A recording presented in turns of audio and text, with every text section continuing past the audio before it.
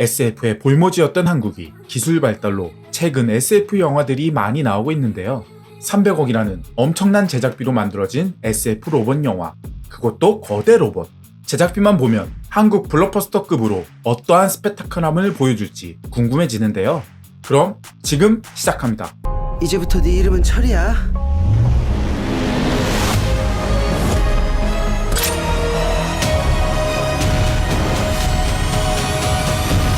SF 영화지만 사극 같은 제목인 왕을 찾아서의 론칭 예고편을 통해 영화의 독특한 매력을 알아보겠습니다. 옛날 공중전화를 통해 로봇이 나타났다는 제보를 하는 구교환. 로봇가 나타났습니다. 뭐라고요? 영화의 배경은 1980년으로 미국 국방부 펜타곤에서 다수의 외계 물체가 한국 강원도에 불시착하는 브리핑으로 시작합니다. 불시착한 물체를 찾는 구교환. 우리나라뿐만 아닌 북한군도 이 물체를 찾아 나서는 것으로 보이는데요. 거대한 무언가를 발견하고 80년도 감성에 맞게 철이라고 이름을 지어주네요.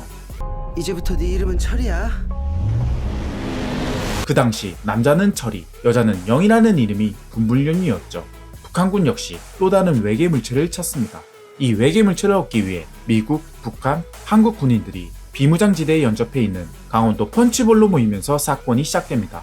그 후 어떠한 이유로 북한군에게 쫓기는 구교환과 박예린 아역 배우, 이들을 구하기 위해 거대 로봇 철이가 등장하면서 예고편이 끝납니다.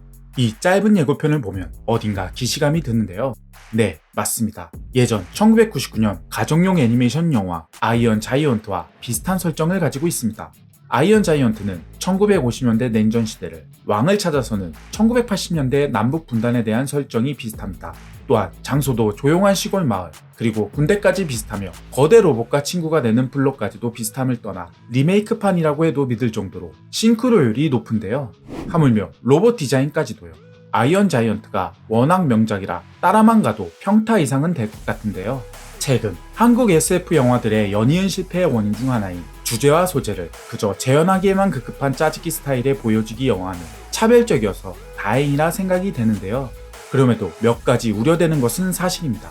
이 부분에 대해 설명하기 전에 먼저 출연진에 대해 알아보겠습니다. 독특한 목소리 톤과 영혼 빠진 화법이 특징인 구교환 배우는 민간인 아저씨, 고참이 아주 개 조수로 보이지? 모르셨습니까? 말년은 민간인이라 고참될 일 없지 말입니다. 한마디만 더 하면 아가리 찢는다. 한마디. 펀치볼로 파견되는 보건소 의사 김도진 역을 맡았습니다. 이 미스터리한 사건에 맞는 독특한 캐릭터로 영화에 잘 맞는 캐스팅인 것 같아 보입니다. 하지만 구교환을 넘어서는 더 독특한 목소리의 연기는 예고편 초반의 목소리 같네요. 로봇가 나타났습니다.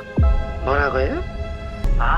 진짜요. 한 번만 이따위로 장난 전화 걸면은. 도진을 도와주는 간호사 정혜 역에는 걸그룹 소녀시대 서연이 맡았습니다. 최근 드라마 영화에 많은 활동을 하고 있는데요. 올해 이 영화 이외에도 마동석과 같이 촬영한 거룩한 밤 데몬 헌터스까지 완성하게 활동하고 있습니다. 그리고 골목대장 덕진 역의 아역 배우 박예린, 감독에는 원신혁 감독이 메가폰을 잡았습니다. 최근 봉오동 전투를 찍었으며 인물과 드라마성을 강조한 연출이 강점으로 이번 왕을 찾아서에서도 장점이 잘 드러날 것으로 보이는데요. 하지만 단점으로 예측 가능한 평범한 진행 방식 스타일이 이번에는 어떤 방식으로 풀어갈지 궁금해지는데요. 앞서 말한 우려되는 부분 중에 하나로 남북이 대립되는 상황과 미국군 속에서 소시민인 주민들과 주인공이 대치되는 과정을 관객들에게 얼마나 공감할 수 있게 풀어갈지가 키포인트가 될 것 같습니다. 서사에 강점을 두어 기존 한국 SF와 다른 결을 보여줄 것 같은 왕을 찾아서 스토리상 신파적인 부분을 어떻게 연출하냐에 따라 흥행 성적의 요인이 될 듯한데요. 그리고 CG에 대한 우려와 영화의 큰 비중인 로봇과 각종 CG 표현을 자연스럽고 사실적이게 보여줄지 걱정이 되는데요. 예고편 펀치볼로 출동하는 장면 속 합성 부분에서 헬리콥터 옆 군인들의 어색한 부분과 낮 부분에 대한 CG 처리에 대한 걱정이 드는데요. CG 특성상 어두운 장면보다 밝은 씬에서의 합성이 어렵죠. 다행히 거대 로봇 등장 장면을 보면 CG가 나쁘지는 않았습니다. 거대한 사물을 바라보는 카메라 앵글과 로봇의 크기와 높이로 G형 지물과의 합성이 적어 CGI가 많이 나오지 않기 때문인데요. 로봇 처리의 등장이 높은 후반부에서는 어떻게 나올지 기대와 우려가 되는데요. 마지막으로 영화의 제목인 왕을 찾아서의 의미입니다. SF 영화에 왜 이런 사극 같은 제목을 썼을까요? 왕의 사전적 의미는 군주국가에서 나라를 다스리는 우두머리로 왕의 권력은 엄청나서 두렵기도 한 존재인데요. 인간들은 이런 왕을 선망하며 권력을 잡기 위해 때론 왕이 되려고 하죠. 기술력이 높아 보이는 외계물체를 통해 남북 분단 상황에 종지부를 찍을 권력, 즉 힘을 얻기 위해 찾아 나서는 것을 중의적 표현으로 제목을 지었다고 생각됩니다. 왕으로 대변되는 힘과 권력인 외계물체를 통해 인간의 소유욕에 대한 욕망과 우정, 그리고 정의에 대한 스토리와 SF적 볼거리인 두 마리 토끼를 다 잡을 수 있을지 궁금해지는 영화 왕을 찾아서였습니다. 개봉일은 올해 여름입니다. 넌 어쩌다 여기까지 왔니? 아이언 자이언트와 너무 비슷한 스토리와 설정을 가진 왕을 찾아서 과연 흥행할 수 있을까요? 여러분의 다양한 생각을 댓글로 남겨주세요. 모든 댓글의 댓글을 통해 여러분들과 같이 생각을 공유했으면 합니다. 영상이 도움이 되셨다면 구독과 좋아요, 알죠? 감사합니다. 무빙CG였습니다. 로버트가 나타났습니다. 뭐라고요? 아파트만한 로버트가 나타났어요.